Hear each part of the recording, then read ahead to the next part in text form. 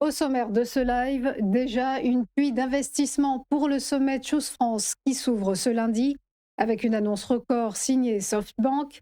L'escalade au Moyen-Orient avec les assauts d'Israël au sud Liban et toujours pas d'accord entre les États-Unis et l'Iran. Et Universal qui rejette la proposition de Bill Ackman. Et on commence donc avec les temps forts de l'actualité avec un record d'investissement annoncé ce lundi à Versailles à l'occasion du sommet Choose France. Un événement, comme vous le savez, destiné à promouvoir les investissements étrangers sur notre sol afin de redorer l'image de notre pays. Et la première annonce de cette 9e édition est retentissante.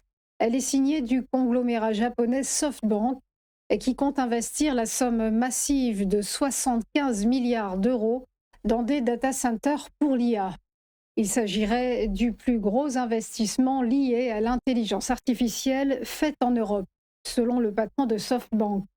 Concrètement, 3 nouveaux sites seront créés dans les Hauts-de-France d'ici 2031, avec une capacité allant jusqu'à 5 gigawatts, soit la consommation de 5 réacteurs nucléaires. Le fonds Nippon devrait aussi déployer d'autres chantiers par la suite dans l'Hexagone.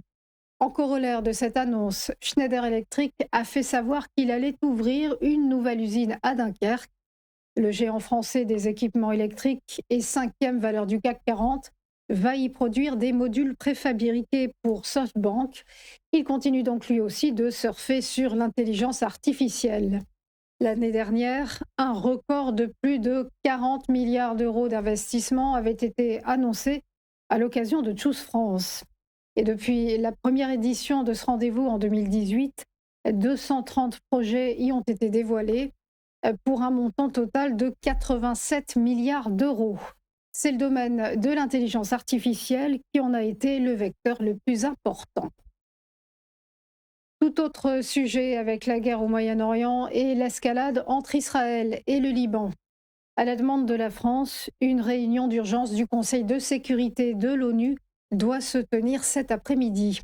C'est la conséquence directe de l'amplification offensive de l'État hébreu sur les territoires libanais. Tsahal s'est en effet emparé de la forteresse médiévale de Beaufort, monument emblématique. Ces derniers jours, Tel Aviv a accentué ses opérations terrestres et aériennes au sud Liban, en dépit d'une trêve théorique. Rien ne justifie l'escalade majeure en cours au sud Liban, a déclaré Emmanuel Macron sur X, ajoutant que la France poursuivra son soutien aux autorités libanaises. Le chef de l'État a rappelé la priorité de la conclusion d'un cessez-le-feu entre les États-Unis et l'Iran, ainsi que la réouverture du détroit d'Ormuz. Rien n'est donc signé pour l'heure entre Washington et Téhéran, en dépit, selon le média américain Axios, d'un accord de principe entre les négociateurs des deux belligérants pour prolonger la trêve de 60 jours et engager des discussions sur le nucléaire iranien.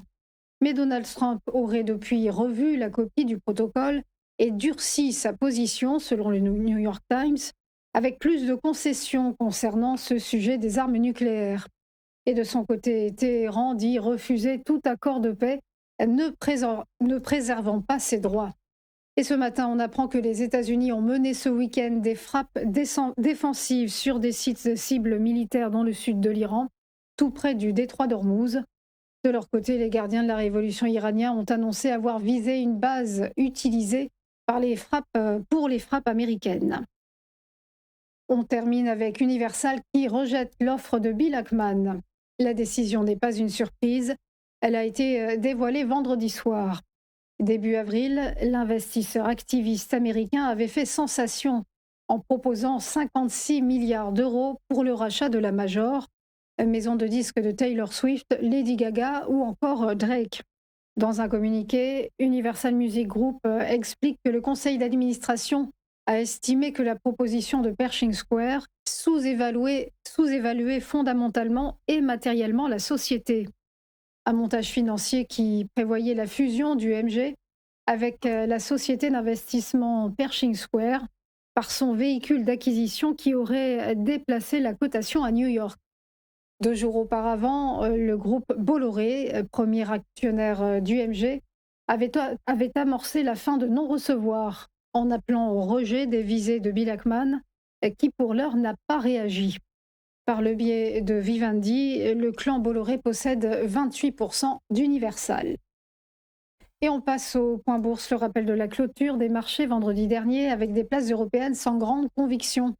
Le CAC 40 s'est érodé de moins 0,07% à 8183 points.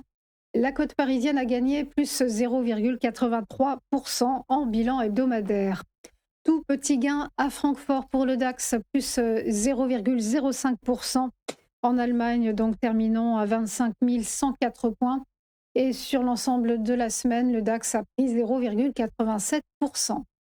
À Londres, le FTSE s'est lui effrité de moins 0,16% et s'établit à 10 409 points. En rythme hebdomadaire, l'indice a abandonné moins 0,54%. Direction Wall Street où l'ambiance était au beau fixe mais sans euphorie. Le Dow Jones s'est étoffé de plus 0,72%, s'établissant à 51 032 points et il a accéléré de plus 2,05% sur l'ensemble de la semaine, alors que le S&P 500 a grignoté plus 0,22% à 7 580 points et il est monté de plus 1,8% sur sa performance hebdomadaire. Quant au Nasdaq Composite, il a grappillé plus 0,2% et se situe à 26 972 points, avec un élan de plus 2,58% sur la semaine. Passons au prix du pétrole, avec ce matin le baril de Brent qui est reparti à la hausse à la réouverture des marchés. Après les informations, on l'évoquait, d'un durcissement de la position des États-Unis dans ses négociations avec l'Iran. Des prix pétroliers qui avaient fortement reculé la semaine écoulée. Le baril de Brent se négocie donc à 93,60 $ et s'est contracté de moins 4,48% en hebdo. Et quant au cours du WTI, il a chuté de moins 2,28% sur la semaine et pointe à 90 $ tout rond. Du côté des devises, enfin, l'euro s'affiche à 1,1662 $ face au billet vert et il accuse une légère hausse de plus 0,2% sur la semaine. Enfin, le Nikkei à la bourse de Tokyo a ce matin franchi pour la première fois la barre des 67 000 points, 67 010 très précisément, grâce à une envolée de plus 1,03% sur fond de vogue de l'intelligence artificielle. Voilà pour les dernières infos. On se donne rendez-vous juste après une nouvelle rubrique, juste après une nouvelle page de pub pour une nouvelle rubrique. Ce sera Market Inside avec Mathieu Serron. À tout de suite.